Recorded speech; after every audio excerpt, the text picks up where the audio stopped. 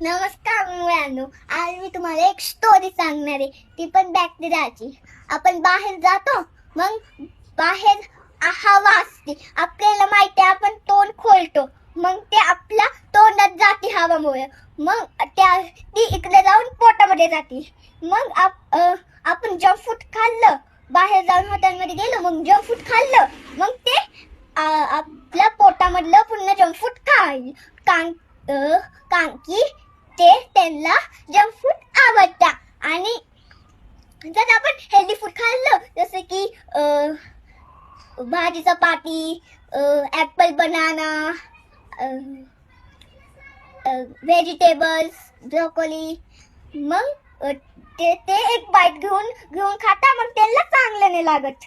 मग ते असं करतात, फू फू फू फू फू. म्हणून आपल्याला हेल्दी फूड खायचं असतं.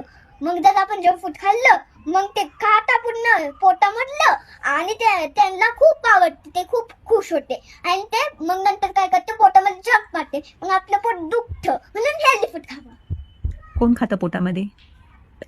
बॅक्टेरिया. ओ, बॅक्टेरिया. मग आपण काय खायला हवं? Healthy food.